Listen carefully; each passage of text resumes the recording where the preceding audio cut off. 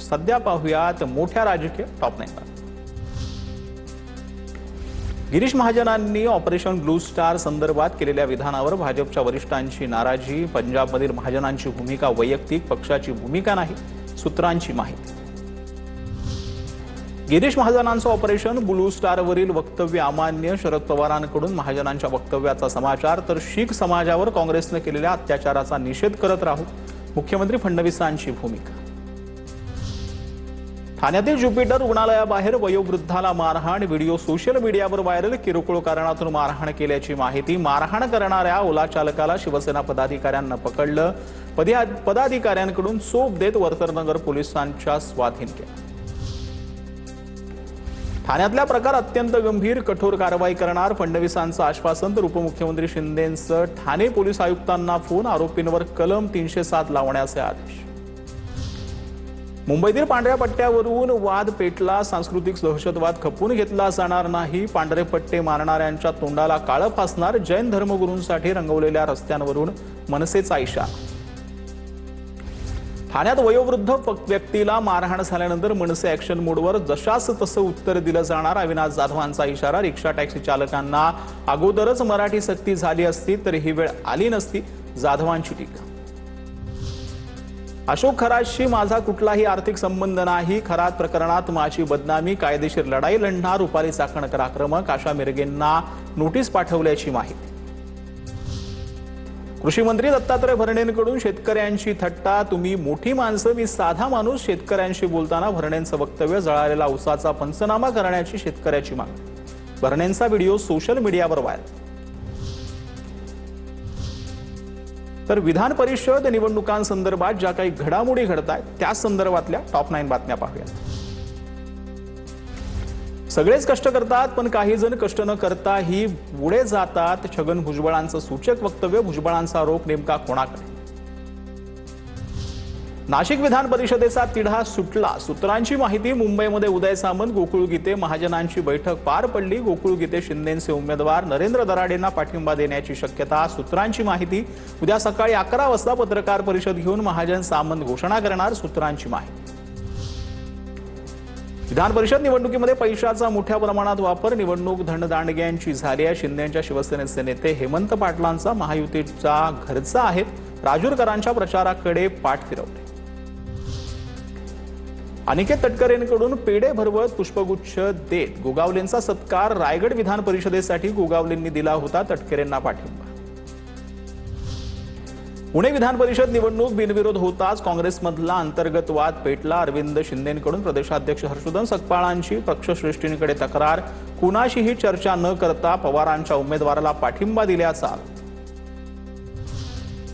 अमरावती विधान परिषद निवडणुकीमध्ये मोठा ट्विस्ट, काँग्रेस उमेदवार हर्षजित देशमुखांची निवडणुकीतून माघार। नागपुरातील खासगी रुग्णालयात उपचार घेत असल्याची माहिती। तर हा उमेदवार मॅनेज झाल्यासारखा आहे, 15 ते 20 कोटी रुपये त्यांनी घेतल्याचं बोललं जाते। काँग्रेस नेत्या यशोमती ठाकूर यांचा आपल्याच पक्षाच्या उमेदवारावर आरोप। अमरावती विधान परिषद निवडणुकीमध्ये प्रवीण पोटे रेकॉर्ड ब्रेक मतांनी निवडून येतील, भाजप खासदार अनिल बोंडेंचा दावा। मागच्या निवडणुकीमध्ये काँग्रेसच्या उमेदवाराला केवळ 17 मतं तर उर्वरित मतं भाजपला मिळाली होती, असंही वक्तव्य।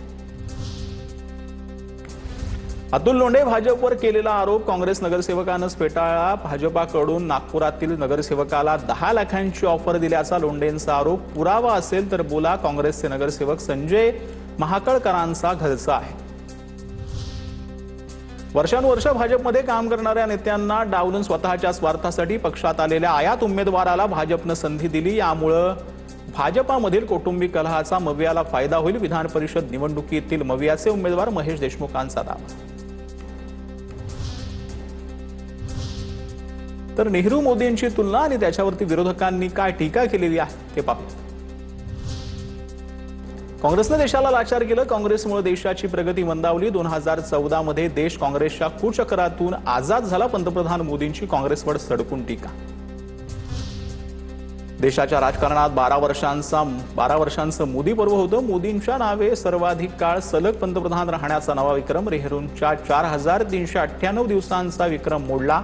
मोदी आज एनडीएतील घटक पक्षांना संबोधित करणार। पंतप्रधान मोदींचा हा सुवर्णकाळ. देशातील 25 कोटी लोक गरिबीतून बाहेर. मोदींकडून तरुणाईच्या स्वप्नांना पंख देण्याचं कार्य. मुख्यमंत्री फडणवीसांकडून गौरवोद्गार. पंडित नेहरू आणि मोदींची तुलना होऊच शकत नाही. नेहरूंनी देशाची प्रतिष्ठा राखलेली आहे. स्वतंत्र मिळण्याआधी देश संघटित करण्याचं काम केलं. राष्ट्रवादीच्या वर्धापन दिनाच्या कार्यक्रमातून शरद पवारांचा हल्लाबोल. पंतप्रधान मोदी कर्तव्यनिष्ठ. त्यांच्या कार्यकाळात एकही सुट्टी घेतली नाही. भारताला आर्थिक महासत्ता करण्याचा मोदींचा संकल्प. राम मंदिर ते 370 कलम. उपमुख्यमंत्री शिंदेंकडून मोदींच्या ऐतिहासिक कार्यकाळाचा गौरव. पंतप्रधान मोदींच्या काळात रुपया 100 पार करण्याच्या मार्गावरती. पाकिस्तान युद्ध थांबवण्याचे प्रयत्न करतंय, मात्र भारत कुठेच नाहीये. पृथ्वीराज चव्हाण यांची पंतप्रधान नरेंद्र मोदींवर टीका. शरद पवारांचं विधान मी ऐकलं नाही, पण शिखांवरती काँग्रेसनं केलेल्या अत्याचाराचा निषेध आम्ही आयुष्यभर करू. हे सत्य आहे, हे सत्य कुणीही विसरू शकणार नाही. शरद पवारांनी गिरीश महाजनांवर केलेल्या टीकेला मुख्यमंत्री फडणवीसांची प्रतिक्रिया. नेहरूजींची तुलना नरेंद्र मोदींसोबत होऊच शकत नाही, कारण पंडित नेहरू देश उभारणारे तर नरेंद्र मोदी देश विकणारे. नाना पटोलेंची पंतप्रधान मोदींवर टीका.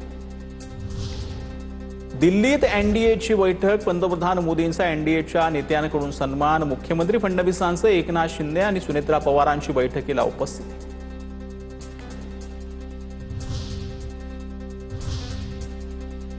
टॉप 9 घडामोडी. पुणे पालिकेतील महापौर कार्यालयाला धमकीचा मेल. महापौर मंजुषा नागपुरेंचं कार्यालय उडवून देण्याची धमकी. पोलीस बॉम्ब शोधक पथक अलर्ट.